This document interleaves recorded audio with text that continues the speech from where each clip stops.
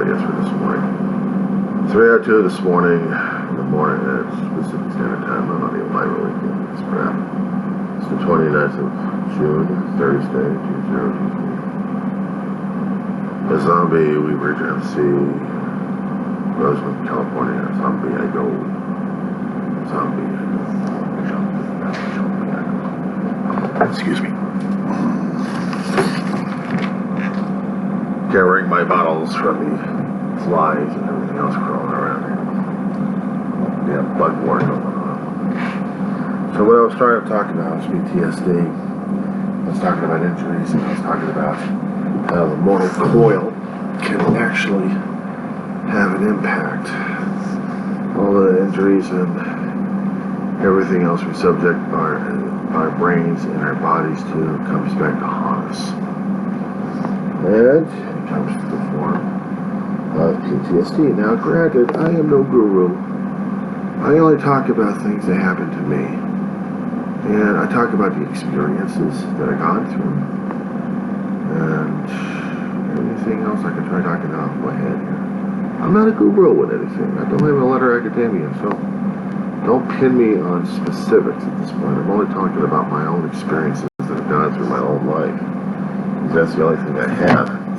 This is the mortal coil of my own life to deal with things. So how do I deal with post-traumatic stress disorder? I've had it ever since I was 4 years old, but do you think doctors and hospitals would capture this one? If a 4-year-old could sue, well, who could I sue? I had open heart surgery just to correct mitral valves, and I died, and I came back to life 3 times, and had a lot of mental issues and physical issues growing up, and the challenges. Well, we kids had to be taught how to be tough about a lot of things, because we had to be tough, strong, and tough and strong, and be brave, all that kind of crap filled in our heads with doctors and adults during that time. So the kids really had to be growing up to be real mental cases, I guess. And I had thought all my life PTSD was just something from what soldiers had gone through, not what kids go through. Oh, what teenagers have to go through, or adults would have to go through, besides combat. Doesn't qualify for me, right? My brother had gone through military shit. He'd gone through military combat in one form or another. And did he come out fine? No. Came up screwed up in his head. But he had to find ways to get that adjusted, and with medications. He was functioning most of his life until the last year or so of his life. And then things take its toll. These actions. Sorry. I'm gross on these days. I'm gross anywhere. Okay. How PTSD affected me, well, let's see. Smashing up my body one way or another as a kid. Well, I got 3 times, that's one thing. Running into a brick wall, that's another thing. Smashing an elbow on the ground, down or getting killed by a car, that's another thing.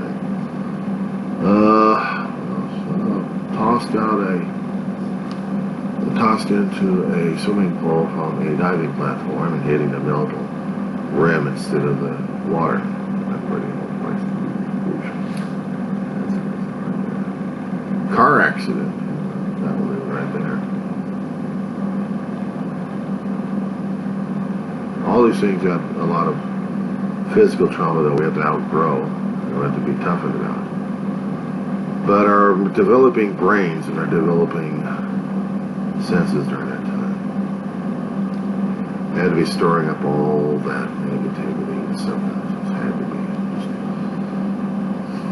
be. It's like a lousy wine forming to be the most potent acidic drink you'd ever had in your mouth. They taste a little weird going through, and then the rest of it just kind of screws you over with facility of subconsciousness. That's like drinking sour milk. How does your stomach feel after that? So all those childhood things would pop up and haunt me. Driving was one of those things. I was a passenger in a car. My brother just got his license. A few weeks later, to get his license, he's damn near loses it when he loses the car into a pool. Full-size Dodge Monaco station wagon turned into a subcompact in seconds. Kinetic energy transmitting from the impact. It's just making this damn car shrink. We saw the results when we looked at the wreck, towed back home. And for about a few weeks, that's the thing I kept saying every time I kept bypassing it, walking my way to elementary school. Scared the hell out of me. Didn't realize it. Came damn close to dying or anything. So, no wonder I wasn't feeling too comfortable with vehicles after that all through my life. Even riding them on some once in a while, if I'm aware of the nightmare to happen, I get antsy.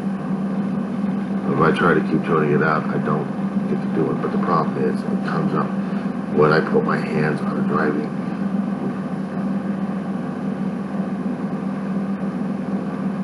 Even an arcade game can do the same thing because I am in control of the vehicle. I'm not enjoying it as much. And I feel like I'm going to get killed in the damn game. And in video games, you get killed a lot. But I got killed and I was a passenger. I damn near died. And yeah, I gotta talk about these things. Okay. Down the road. Last job I had. A lot of things had boiled over to the point where I couldn't face geographic areas anymore. Losing family, left and right, aunts, uncles, cousins throughout my life. Yeah, that hurts like crazy, and I had to mourn, but keep it all in because I had a function. After that, everything started to break down after our moms died. And my surrogate mom, best friend, died as well. It's been like 40 years, longer than that. Oh, I've done videos on this one many times, and the win logs that talk about these things are a big deal. Unless, of course, I'm going to be putting an actual subject line in the damn thing. But in the win logs, I'm going to talk about stuff like this. It felt uncomfortable when I was going back into the San Fernando Valley on a bus, even on a train. I had to deal with it anyway. I've had a lot of traumatic things happen to me in this place, and still, all of the old, at older age, just don't even bother going there anymore. And it gets even worse for me that taking the bus all the way to one particular street, Backman and Fern, I think. Jackman?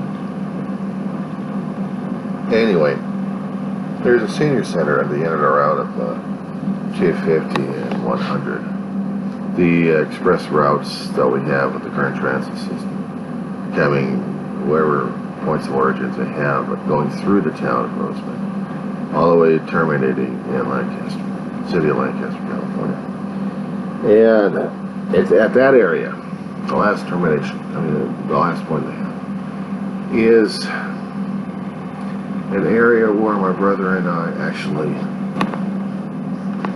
got off and taken other buses to get to different places. So this never kept talking about it in our one log file, so there's a lot of them. But in the gist of it, it's kind of hard for me to talk about it at this point. I don't talk about it, maybe I don't get to feel it, but you know I'm feeling it anyway. Stressed with the pressure, the tension level, the anxiety building up in this morning. Here, the dry mouth is driving me crazy this morning. Excuse me one second. At the senior center, my brother and I would be using it as a terminal. We'd be using it for one particular bus that goes through the Antelope Valley, from Lancaster all the way to Palmer, to Route 1, go on 10th Street West. It would make a little circle, or actually a little bit of a hook. It's a loop, and it's part of the bus route. It goes from the northern part of Lancaster, which is close to I, and close to Sierra. Yes. The senior center would be the drop-off point and pickup point for different places. And they were doing that in different sections of the Antelope Valley Transit Authority buses. So from there, my brother and I would be taking the 10th, and number 1 actually, and going down 10th Street. 2 different locations or different connections, we would go one way or another. Even the Metrolink station. That's one stop that the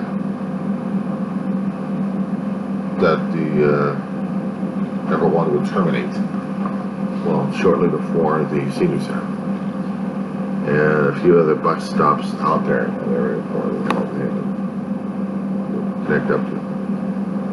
But yeah, I'm having difficulty talking about this one, so excuse me if I'm going a little nutty on this one.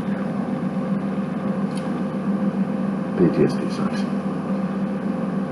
My brother and I would hang out over the senior center, waiting for the transit, get our buses, get our phones charged up before the next bus would come, and then we would go outside, wait for them.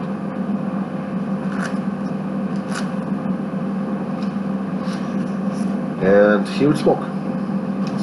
Avid smoker. I don't know why. We've been a smoker ever since he was a kid. I would catch him on that. But as he got older, there's no way in hell Ma was going to be stopping his smoking habits. That's what happened. Drove my brother nuts. You know, he smoked it, and he got used to it. So it's real.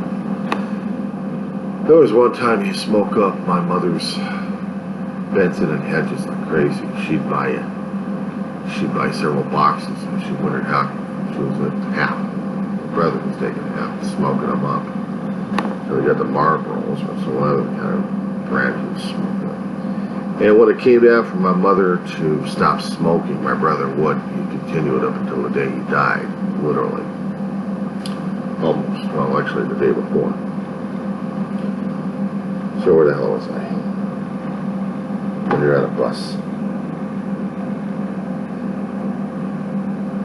The transit bus that I use to get to Lancaster, I would stop at the first stop at James 22. Now, this is also somewhat of a transit hub of sorts, just for 1 or 2 lines.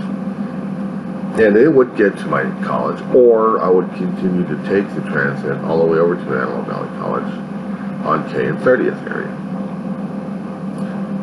Past several years, I did that, and there was no issues with this. If I continued on with the bus all the way over to the Metrolink station, that would put me in direct connection with Metrolink if I wanted to go anywhere else outside of the Antelope Valley.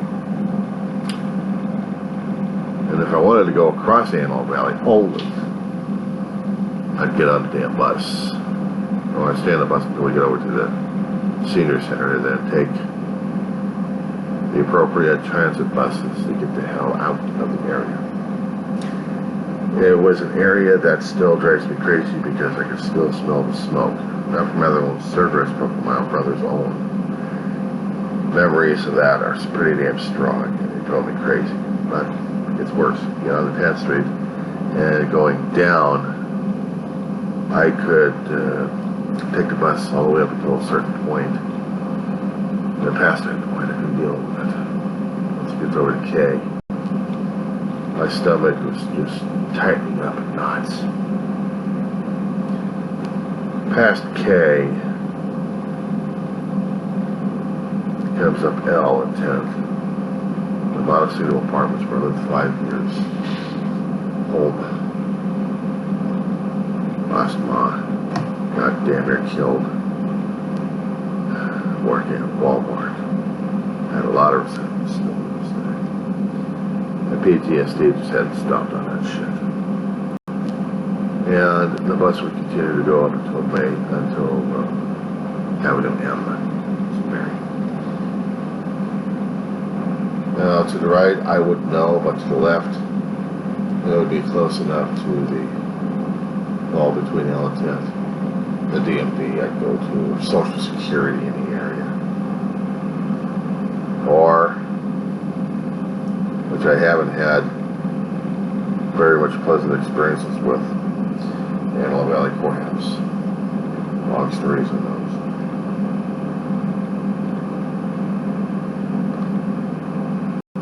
But the knots would get tighter and tighter because you get past M, you get into the area of Palmdale. Not just the name or the city of, but it's what the mind still pulls up and dredges up. The thoughts, the feelings, the actions, anything and everything regarding it. Because now I am starting to get hyperventilating at this point over here, feeling the tightening in the chest. Even as I'm trying to talk about this damn thing, it's affecting me and Karen. And I'm only sitting down talking about this. We're going on the bus ride. Nancy moving around, shifting around in the damn seat. Slightly, but I'm still shifting. I'm feeling the tension. I'm feeling the palms sweating like crazy. Forehead almost starting to tear up. Liquefied. Sweat coming out of the sweat glands and the hair follicles. Feeling the moisture being built up.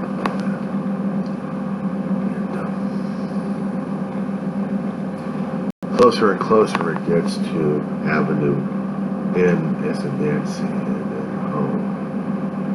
And between O and Kia. It's Rancho Vista, but before you get there, it'll be the 14 freeway, but before you get to that point, you're looking at the shopping center of Walmart on the left-hand side. There's no way of getting past that damn experience or feelings. Working there, before I had issues the last year of working.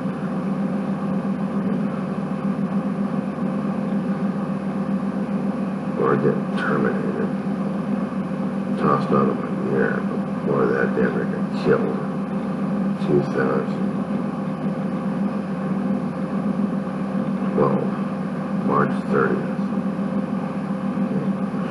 In that area, it was powerful little place, memory goes good. Anger, frustration. I never says that.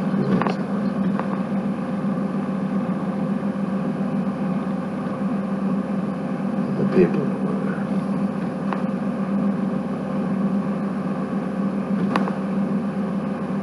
I may have had friends, but I lost track of those guys.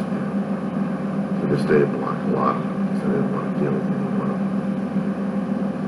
They're too much.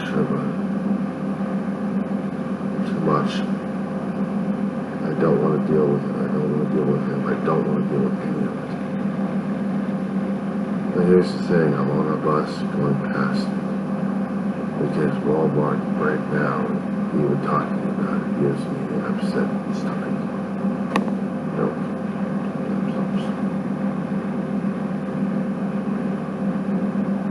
But it doesn't help on him that I up what's going on with me right now as it is. I'm sitting in my chair in Roseman, California, and I'm at a party, not going anywhere yet. I'm on that bus, traveling. Memories are slowing down and experimenting. I'm coming across the damn Mexican place they had across the street. I barely had Mexican food over there except with my brother. Getting tacos, burritos, enchiladas was basically delicious.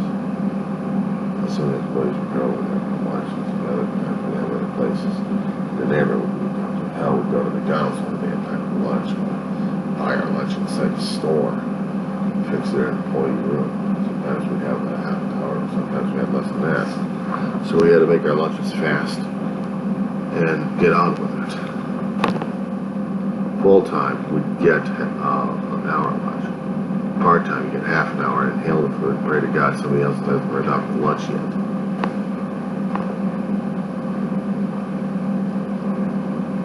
Outside on that bus, after I get injured, after I get tossed in my ass, and build up the PTSD, build up the pain, and build up the frustration with these assholes. Yeah, it comes to the point where I can't get past this damn shit for anything. The only way to get through Lancaster and Palmville is to go on the bus system on one particular route that goes directly through the damn thing and passing it just to get from point A to point B. Let's say, for example, if COVID had changed a lot of things. Shut down a lot of businesses I used to do. Electrical excursions was. Well, these days, I can't do it anymore because we've gone out of business. Changed. So, can't do things like that anymore. But if I wanted to, there's a bookstore out there still open. I would probably peruse it just for the fun of it. Can't even do that anymore. One time showed me that the PTSD flared up so damn badly it damn near killed me. And nobody picked up on the damn thing. It's amazing how people can't even find out what a PTSD flare-up is, or if they hadn't even seen it. Or how customer reacts, or even how law enforcement or medical personnel wouldn't even be dispatched when a guy's having a PTSD flare-up.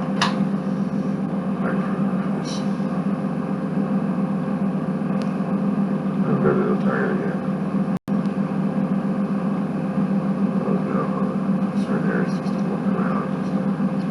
The ambiance, some of the things I had to do in the area. But one time it's just going for shopping. See if I could do it. It was right after my brother's passing, and I wanted to see if I could get into the area. My brother and I, my mother would be going over to Antelope Valley when she was still able to, and go to different hair salons, nail places to get her hair so done up. Some places could deal with her, and other places she couldn't deal with them. She found one or two places she could. Didn't go to that area. Strong memories. And leave a lot to be said.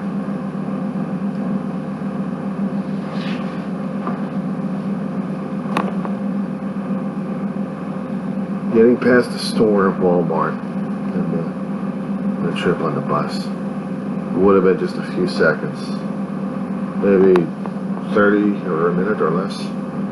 If anybody was getting off the bus, that's one thing. That was watch like crazy for support on metal handholds so the bus would move out of the area, move underneath the underpass, and into the Antelope Valley Mall area.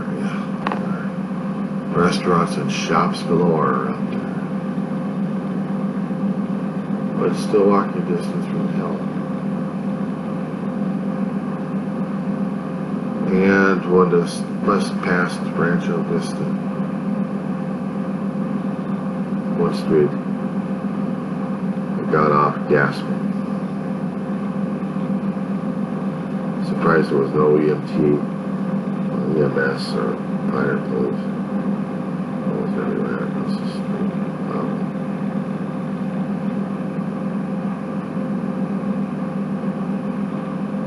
there are limits to the story I'm taking out because of certain things I'm talking about here from videos. Not the reasons why I had to go to a Target.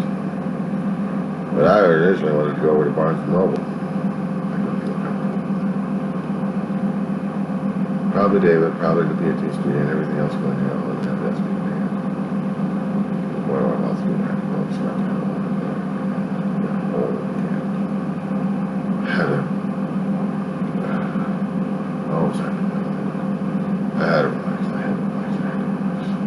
I had to calm myself down. I had to lay down. I had to lay down and close my eyes. I had to lay down and breathe. I had to lay down and relax. I had to lay down and feel that I'm safe in an environment where I don't think anything else is going to kill me. Except my own health. Damn, I got killed by it. In my head, going out to the store just to get a book. You know, online has increased so much where people can find the books and get it online and really screw up the damn bookstore. You go into a bookstore for the ambiance, you go into it for the experience. They may not have a selection, but you go in there for the experience. And I've been going to bookstores a lot of my youth, and it was home. But then again, I've been there with my family, and I made it home, and I've been there without my family there, and it still was home. Because I made it home. That's the thing. I made it home. Yeah, if you noticed that I've been antsy physically, going crazy at this point, it's the flare-ups. The flare-ups. A way of dealing and coping, dealing with the physical manifestations, dealing with the mental components of it, of PTSD flare-ups. Dealing with this monster is a pain in the ass, I'll tell you. And I've been dealing with it all my life, but after certain things that happened within the past 10, 15 years, it's really changed me and turned me into a damn basket case. No, I haven't taken any medications for that damn thing. No, I haven't had any group conscious or therapy regarding that damn thing. No, I haven't. I talked about it with a therapist on the phone regarding the situation. But the physical aspect of it right now, this is something the doctor is talking about for the next appointment.